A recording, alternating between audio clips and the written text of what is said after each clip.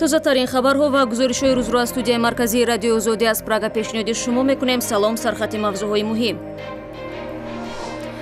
мақомоти Тоҷикистон якида мансабдорони собиқ ва амалкунандаи идораи мубориза бо коррупсияро боздошт намуданд. вазири мудофиаи амрико Ҷим Матис дар ҷараёни зиёраташ аз Афғонистон ба Русия ҳушдор дод аз мусаллаҳ намудани Толибон худдорӣ кунад.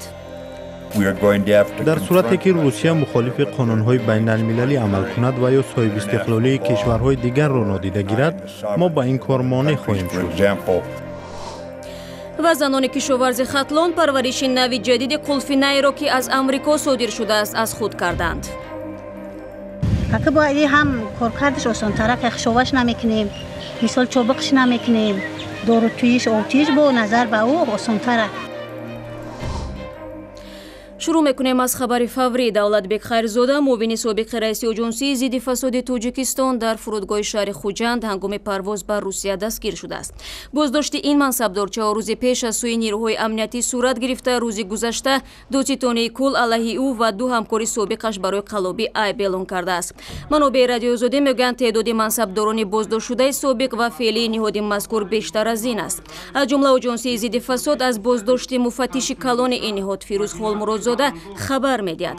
дар нисбати Фирӯз Холмуродзода тибқи ду моддаи кодекси ҷиноии кишвар парванда боз шуда таҳқиқи он идома дорад. ҷузъиёти бештарро аз Мирзонабии Холиқзод мешунавем.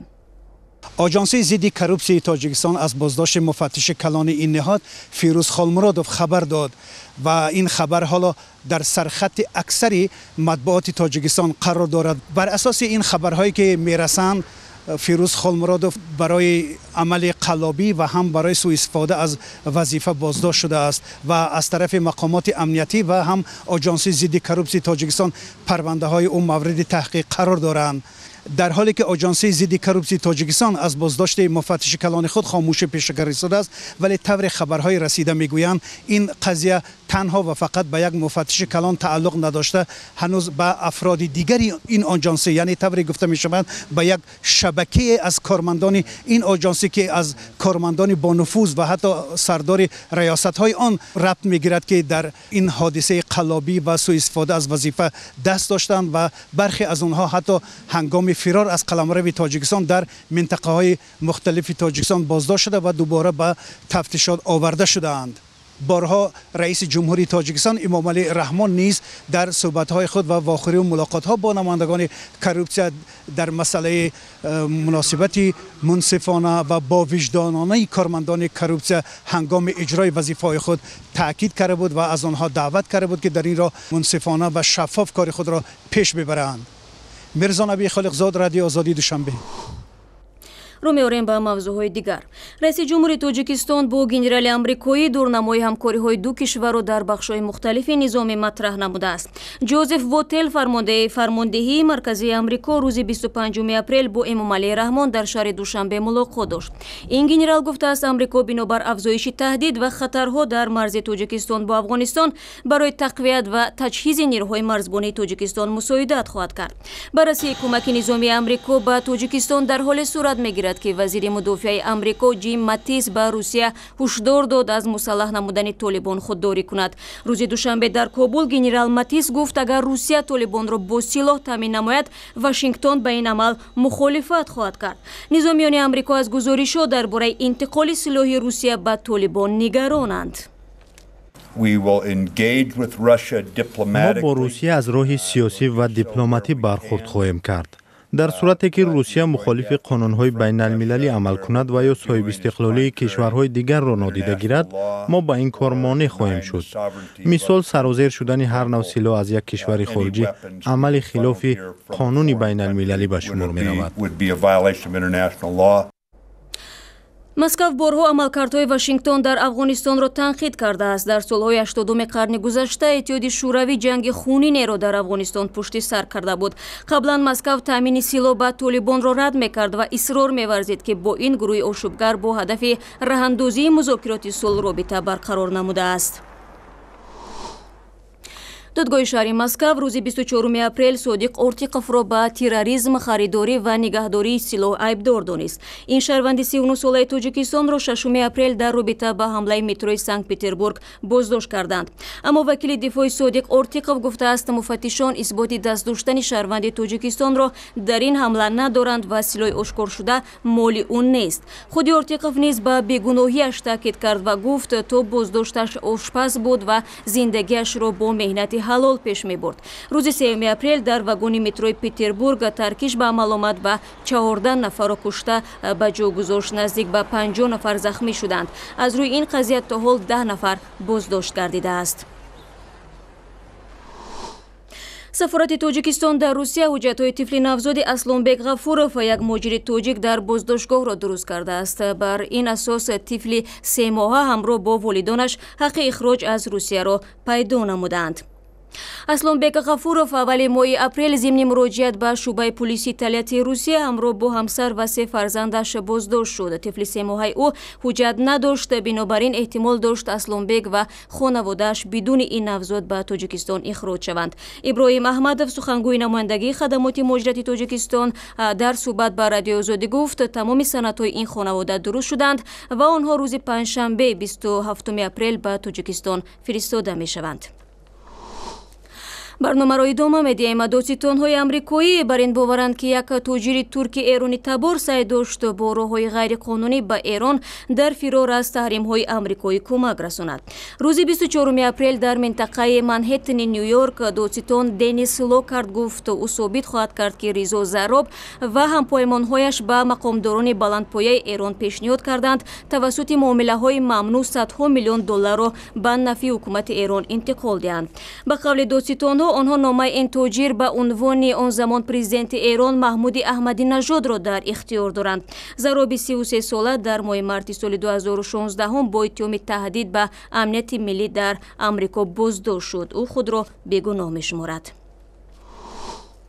برمیگردیم به تاجیکستان. راه دور و خطرناک تحصیل به جای نشست و درس‌های نامکمل از جمله مشکلاتی است که در ده و ناحیه‌های تاجیکستان باقی می‌ماند.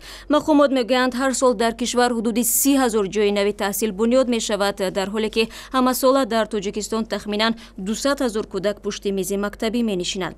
آموزگاران میگویند بر زیاد بودن خوانندگان در صنفخانه‌ها به صفت کاری آنها تاثیر می‌رساند. چنانچه این موضوع را همکاران ما تحلیل کردند. همه ساله در تاجیکستان حدود 30,000 جای نوی تحصیل بنیاد می شود، اما هنوز همان یک مشکل اصلی معارف این کشور باقی مانده است. 2016-2017 با 215,932 کس خرید دویم که نزدیک 216,000 قبول شد. مخصوصا همین سال 2016 با 201 مکتب برای 39,028 کس جای نشست ساخته شد. اکثریت این مکتب‌ها فرسوده یا صدمه اینا را ارنوسازی کردند. چنین وضعیت چند سال است ادامه دارد و این امر مایه نگرانی جامعه شهروندی تاجیکستان شده است. زیرا به اعتقاد صاحب نظران یک قشر عمده جوانان دور از تحصیل مانده یا در صنف‌های پر از مکتبخانه‌ها تعلیم می‌گیرند که به صفت آموزش تأثیر منفی می‌رساند. جهانی شوی معارف تقاضا میکند که یعنی کشور باید از ذخیره‌های نو، از منبع‌های گوناگون باید استفاده کند. از همین نقطه نظر ما امروز دیده ایستادیم که نو وابسته به آن که حکومت مقدار حجم مبلغ گذاری را زیاد میکند، هنوز هم طلبات به ذخیره‌های مالیوی در ساحه معارف رو به افزایش است. هزاران والدین به سبب نبودن جای تحصیل در محل زیست و کمبود جای تحصیل در مکتب نزدیک وادار می شوند فرزندان خود را به مکتب‌های دوردست فرستند. راهی که خوانندگان را تا مکتب 15 ناحیه رودکی از دهه استقلال این ناحیه میبرد، از ساحل رود کافرنیهان میگذرد. کودکان از 4 تا 8 کیلومتر راه را طی میکنند تا به مکتب برسند. خش پدر ندارند، پول ندارند، شرایطی ندارند که در ماشین بتن بروند. سازمان‌های بین‌المللی که با مکتب و معارف کار می‌برند بر اینند که با در نظر داشتن مشکلات اقتصادی در تاجیکستان باید نظام غیر دولتی معارف نیز تقویت داده شود. شخصا من میخواستم حضور بیشتری بخش خصوصی در این ساحه را ببینم. وقتی آن رسیده است که در تاجیکستان حتی دانشگاه‌های خصوصی ارزی هستی کنند، زیرا در کشورهای پیشرفته محض نقش دانشگاه‌های غیر دولتی در رشد علم و فناوری‌ها بیشتر احساس می‌شود. ضمناً در دوره استقلالیت مکتب‌های عالی تاجیکستان از 13 به 39 عدد رسیده و مقدار آموزگاران نسبت به سال 1991 4000 مراتب زیاد شده است. شماره مکتب‌های میانه سال از سال افزایش می‌یابد و همکنون به حدود 4000 رسیده است. در ولایت ختلان صاحبکارزنان توجیک توانمندی خود را در پرورش قلفینه‌های آمریکایی می‌سنجند. چنین ابتکار با مساعدت آژانس آمریکایی و رشد بین‌المللی امکان پذیر شده است. مسئولین سازمان میگویند با این وسیله می‌خواهند نقش زن را در جامعه بالا برده، سهم آنها را در اقتصاد خانواده‌ها بیشتر نمایند. زنان در نوبت خود از حاصل خوب قلفینه آمریکایی خوشحالند و تصمیم دارند این تجربه را ادامه بدهند. شرافت مرادова کشاورزی 55 ساله از جماعت کیروفی ناحیه وخش بیش از 30 سال عمرش را به پرورش قلفینه یا توتی زمینی گذرانده است. او از کشاورزان خوشحالی است چون که به کارش در ولایت و بیرون از آن توجه دارند. سفیر امریکا الیزابت میلارد خریدار محصولات شرافت است و دولتشاه گل احمدزاده رئیس ولایت ختلان با او کمک می‌رساند تا قلفینه‌های رسیده را جمع‌آوری کند. این حاصل نخستین قلفینه نوعی فستیوال است که از کالیفرنیای امریکا آورده شده است. اگه با این هم کارکردش آسان‌تره که خشابش نمی‌کنیم، مثال چوبقش نمی‌کنیم، دورتویش اوتیش با نظر به او آسان‌تره. فستیوال را باری اول در وادی وخش می‌کنند. تشریف خانم میلارد نیز به خاطر خبر گرفتن از وضع رستنی‌هایی است که به وطنش منسوبند. کشت این نوع قلفینه با کمک آژانس ایالات متحده آمریکا عاید بر رشد بین‌الخلقی امکان پذیر شد که بخشی از لایحه دستگیری زنان صاحبکار ختلان است. کشاورزان وادی وخش برای سنجش امسال در 20 ساعت قلفینه آمریکایی کشتند و نتیجهش را خوب میگویند. حاصلش آیا هم خیلی بهتره که میوهش به چی دورتر میروه،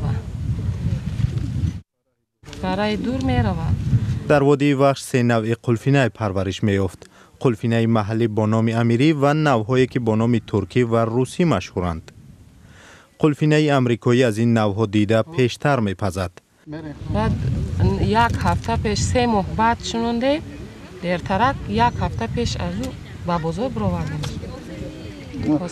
عائله نزاره رحیمووا از 15 نفر عبارت است. آنها چند ده ساله قلفینه میکنند. حاصل فستیوال برایشان مقبول افتاده است. دیرترک شد ما ایو قوچی نداشتیم، بازیرش ده خوبه. قلفینه نوعی فستیوال را قطرگی آب میدهند. پرورش آن برای کشاورزان سودآور است. حالا 1 کیلوگرم این قلفینه در بازارهای ختلان از 25 تا 35 سومانی نرخ دارد. برای آنکه کشاورزان از پرورش این قلفینه آگاه شوند، چند کورس‌های آموزشی را پشت سر کردند. نزاره رحیمووا با پرورش نوع قلفینه می‌خواهد درآمد خود را بیافزاید.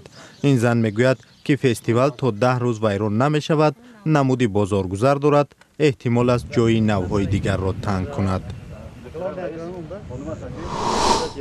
و آوازخوانان شناخته توجیک مثل منیژه دولت، شبنم سوریه و فرزانه خورشید و صدرالدین نجمیدین برای همکاری با تلویزیون‌های دولتی تاجیکستان و اشتراک در معرکه‌های رسمی دعوت شدند. این آوازخوانان تا این دم به قول در روی خط سیاه تلویزیون‌های دولتی بوده، سالها باز از اشتراک در معرکه‌های مهم رسمی نیز محرومند. هفته گذشته رهبریت وزارت فرهنگ و کمیته تلویزیون و رادیو در یک ملاقات از این آوازخوانان دعوت کردند که آهنگ و ترانه و کلیپ‌های خود را برای نمایش به تلویزیون پیشنهاد کنند.